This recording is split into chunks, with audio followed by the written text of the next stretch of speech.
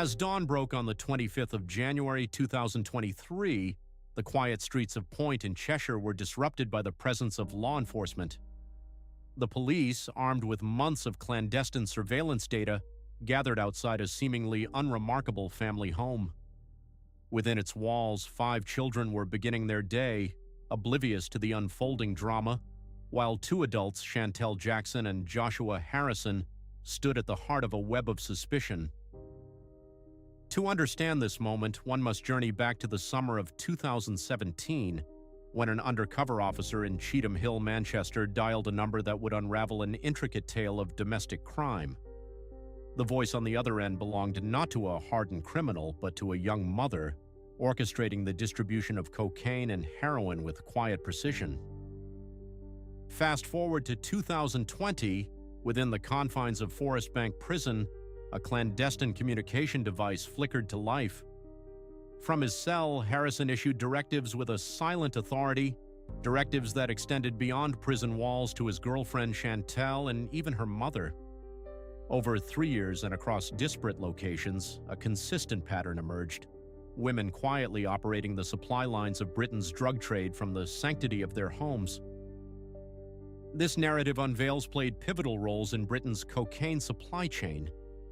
Their homes, nestled in suburban tranquility, became unsuspected epicenters of organized crime.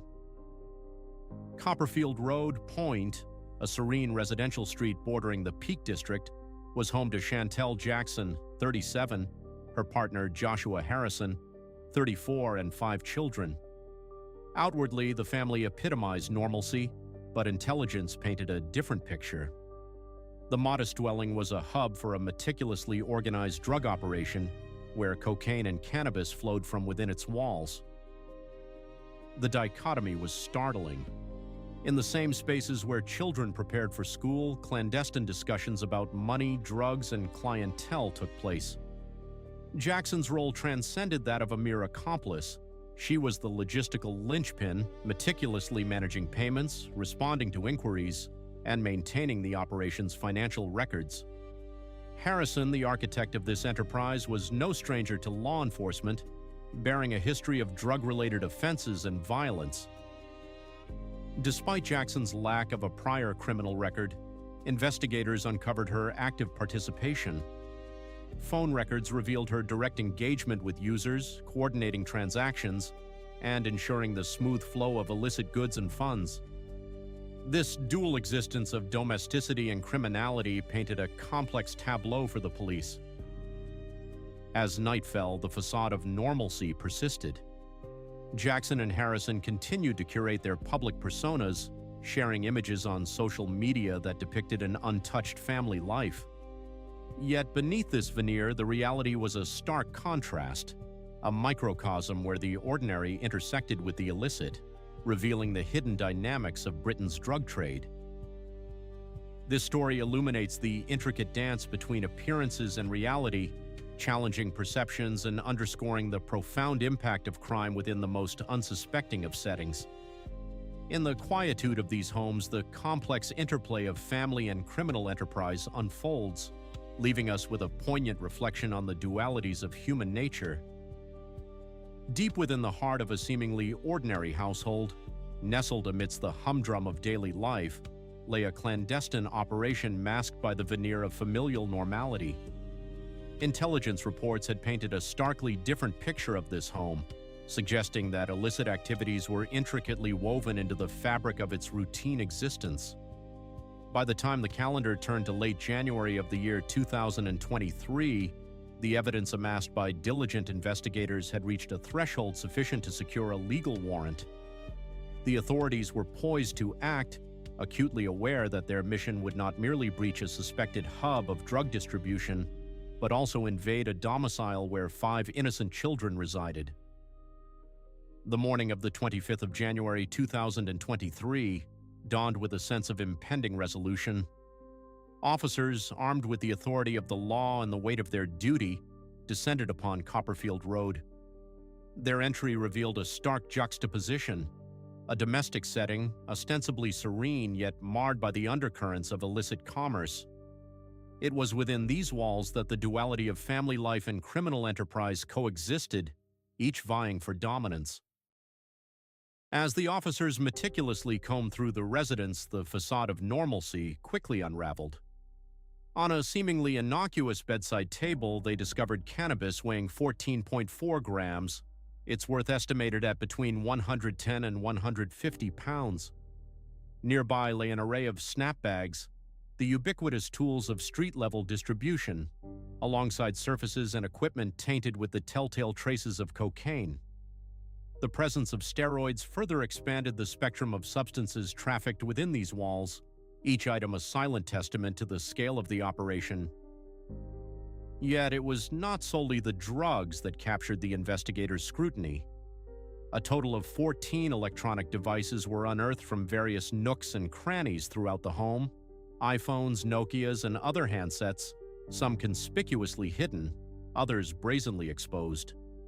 Each device was a potential treasure trove of information, a digital ledger chronicling the intricate web of communications and transactions that sustain the supply chain.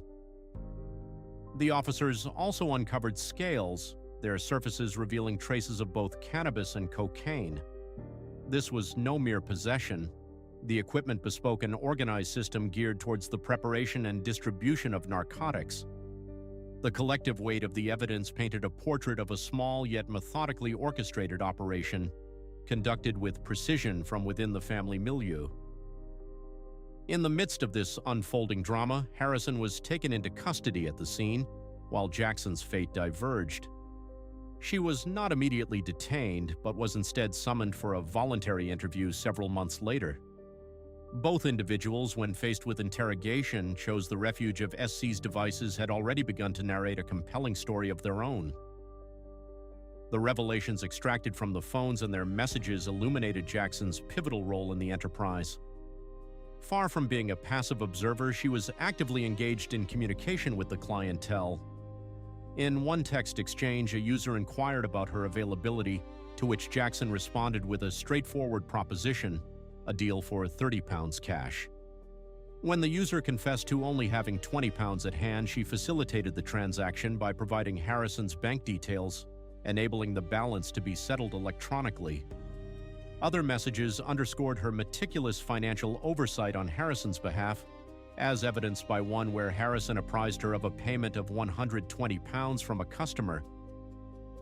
In the tapestry of human experience, where the threads of legality and morality intertwine, this narrative serves as a poignant reminder of the complexities that can lie beneath the surface of the everyday.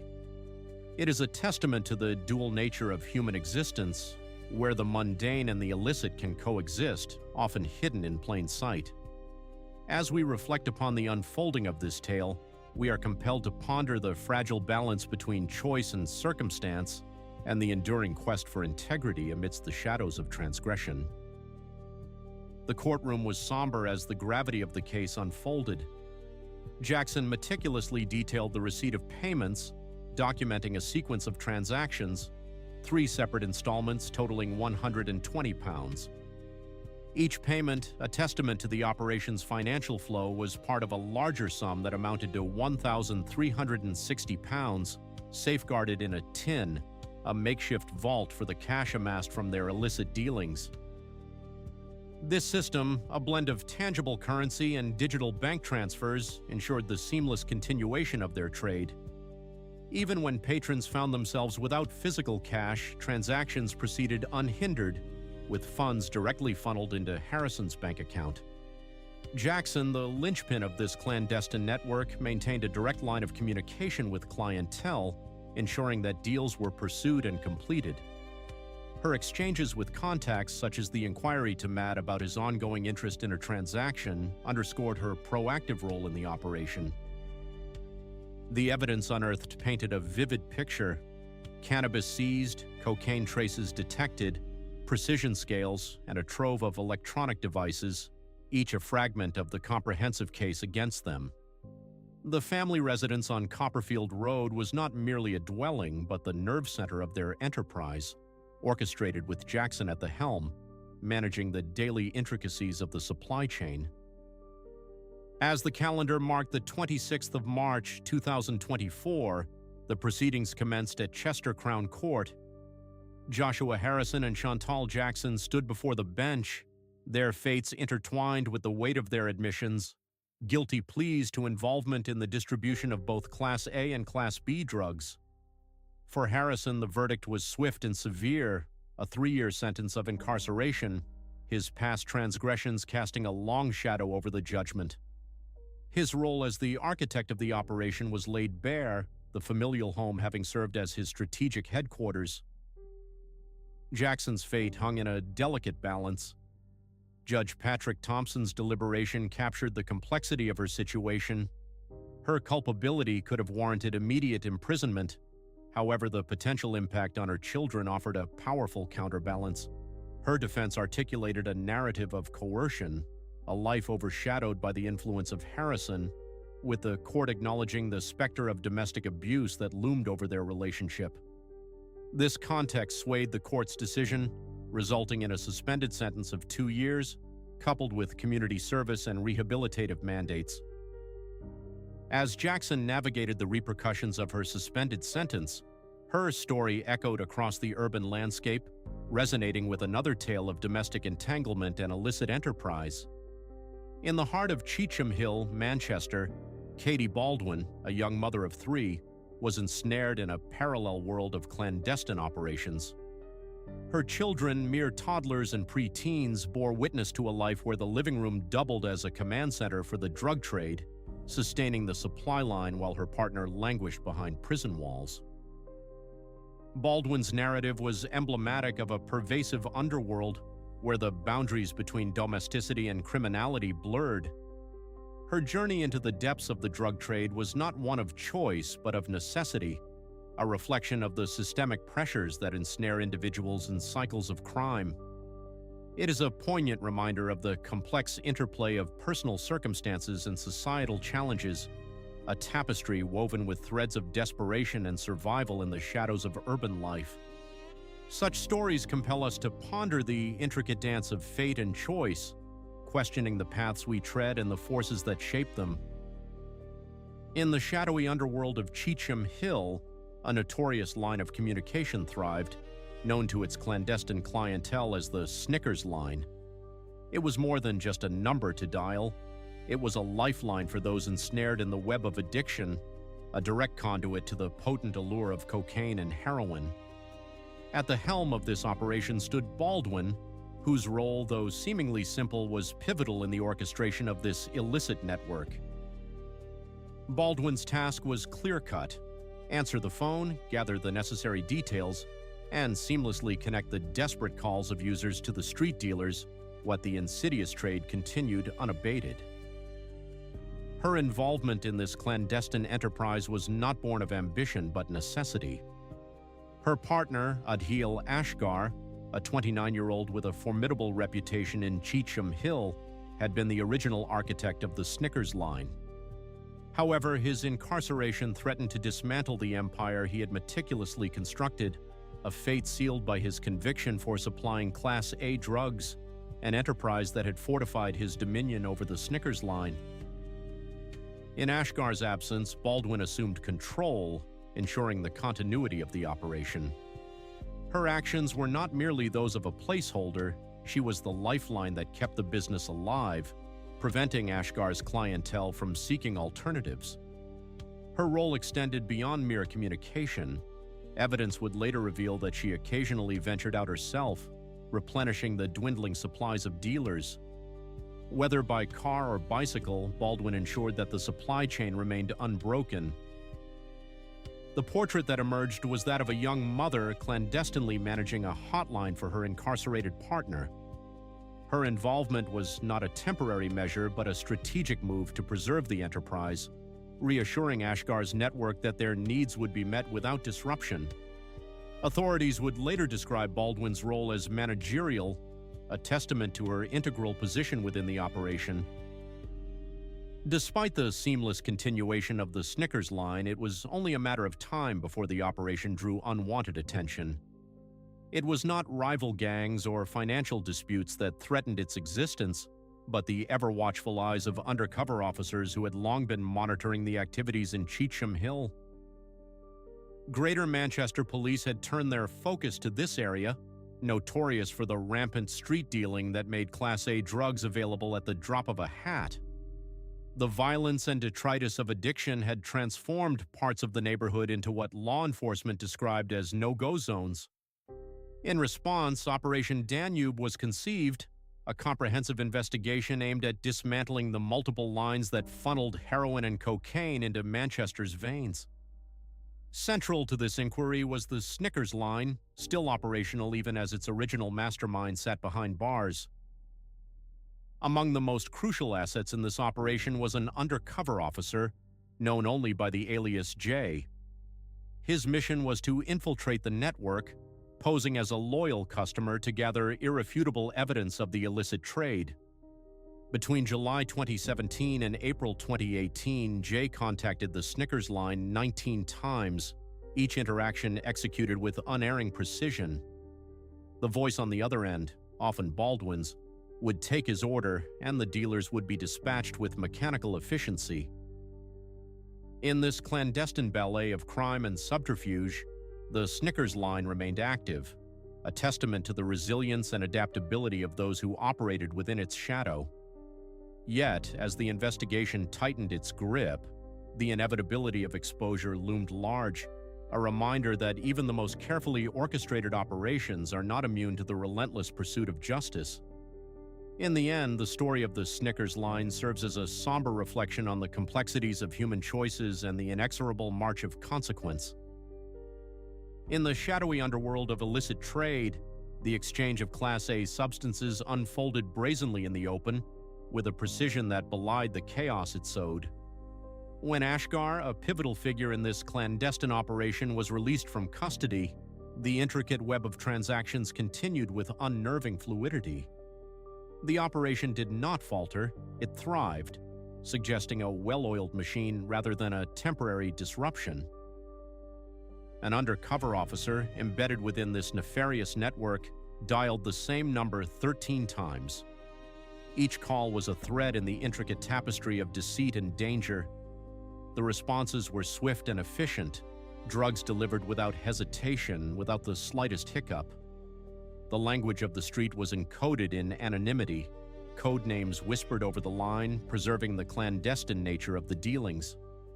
Among the shadowy figures was a dealer known only as Brandy, dispatched repeatedly to deliver the illicit wraps, his presence a testament to the operation's relentless momentum.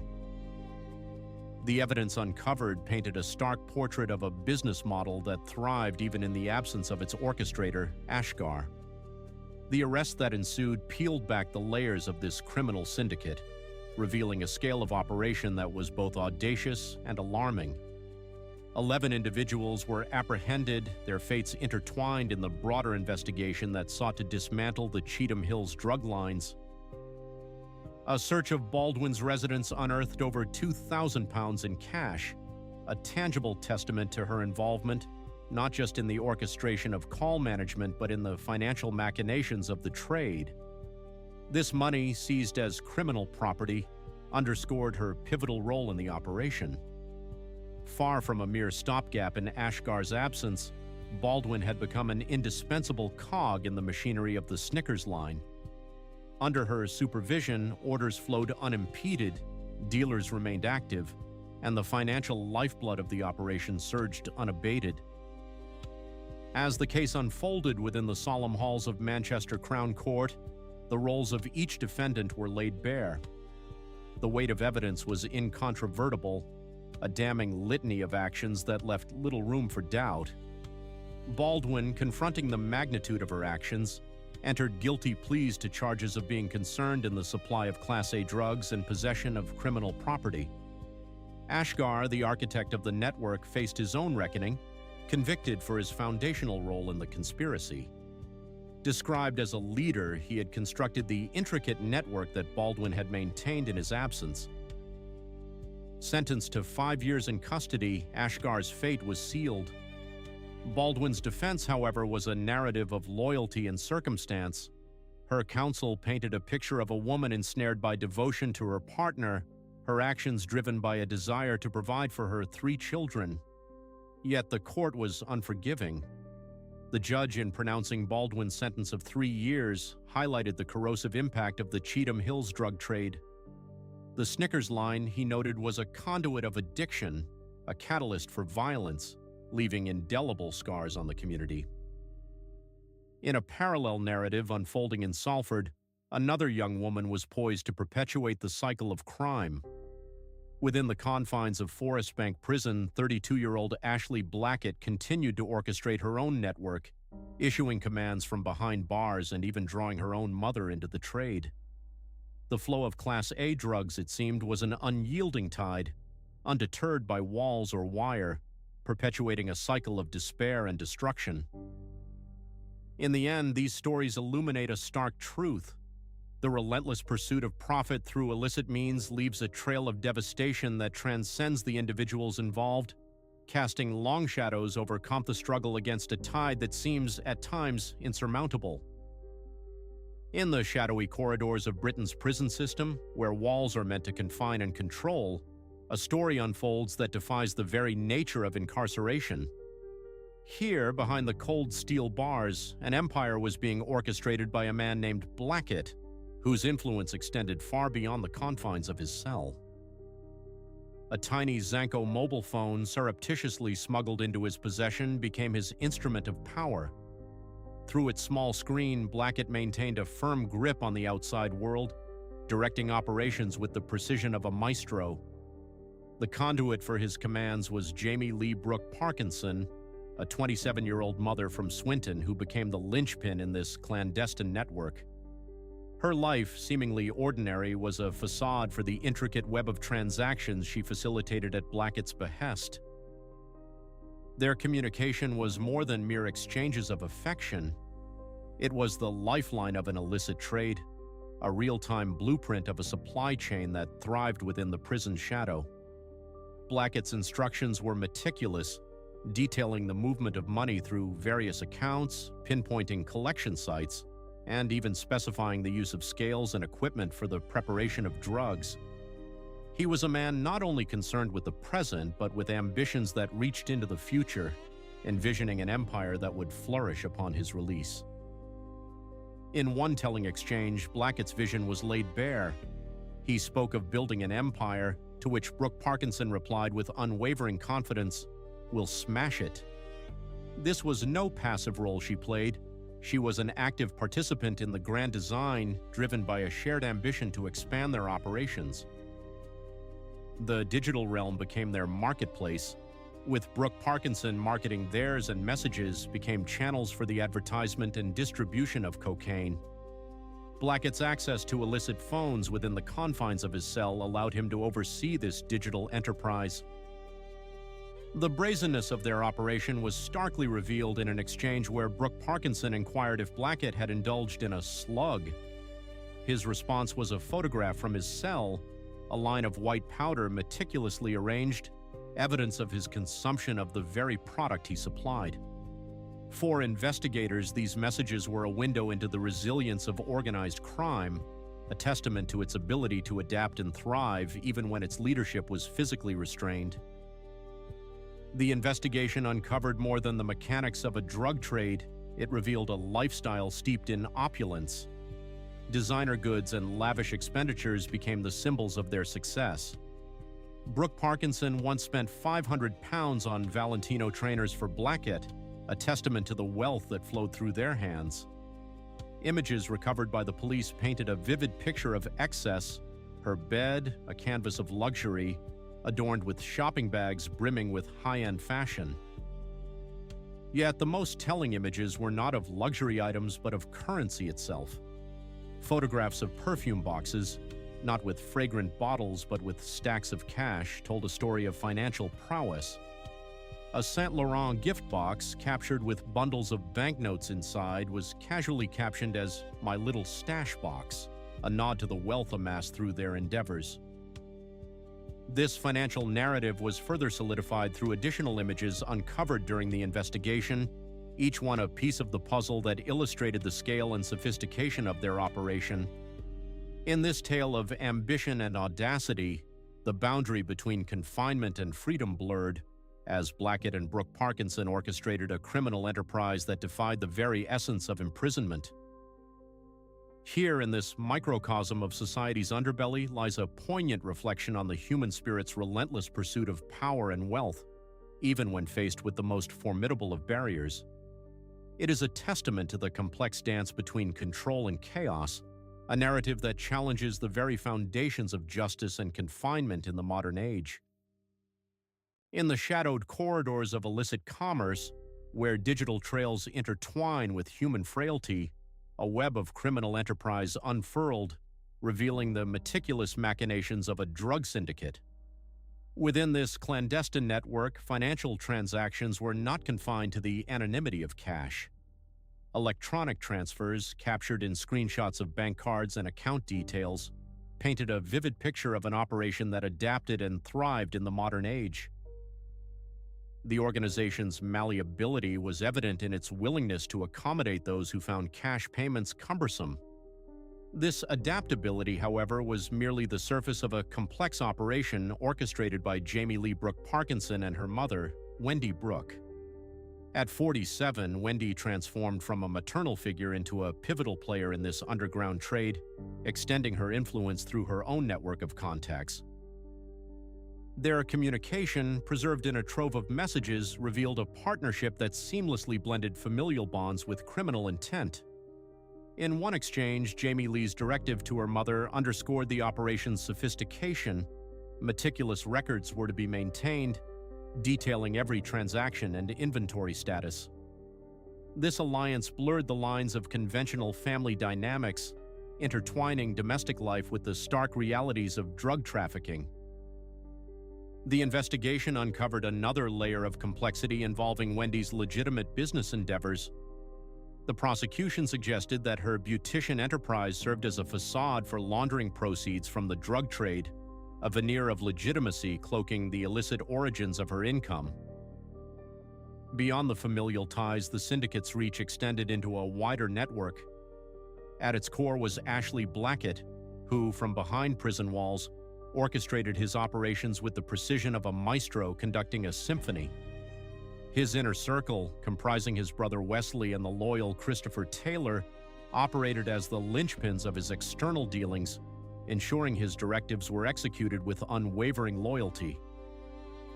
Yet, beneath the surface of this organized facade, a darker undercurrent of intimidation and coercion flowed. Blackett's missives, intercepted and scrutinized, revealed an operation where violence was an ever-present specter.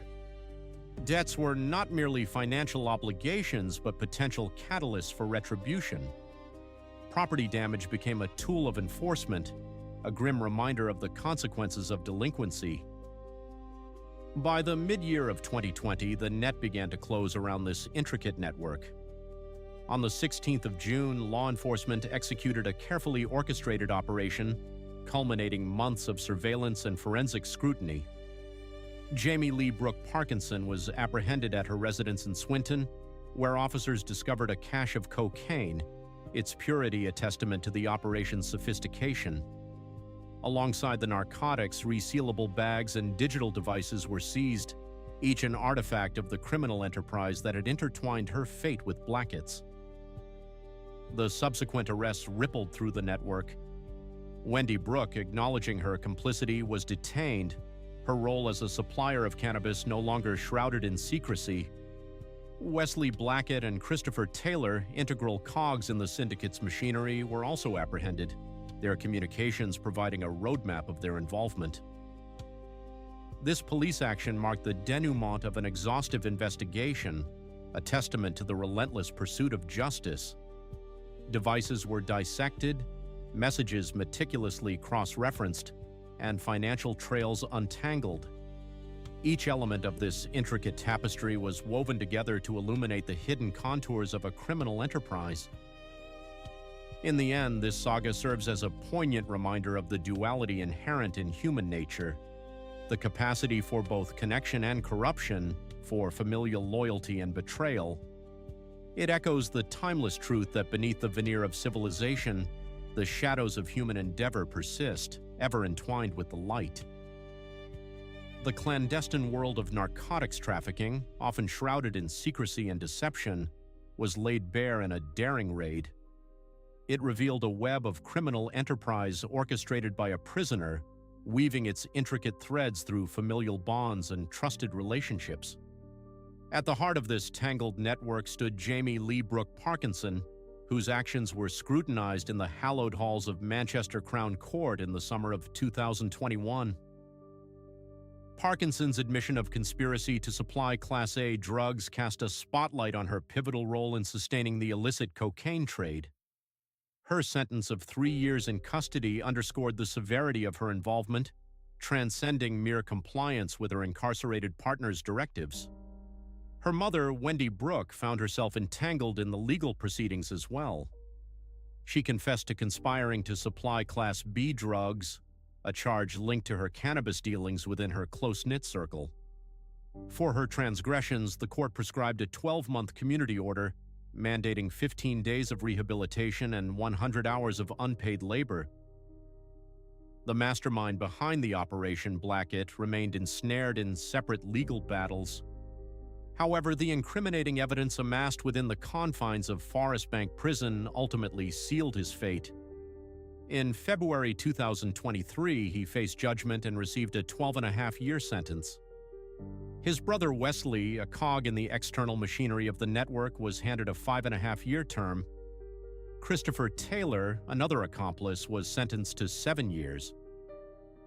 These sentences, a reflection of the extensive reach and complexity of the operation, serve as a stark reminder of the pervasive influence of organized crime. They highlight the enduring struggle between law enforcement and those who seek to exploit societal vulnerabilities for personal gain. In this relentless battle, justice seeks to restore balance, reminding us of the fragile nature of trust and the enduring quest for integrity in the face of adversity.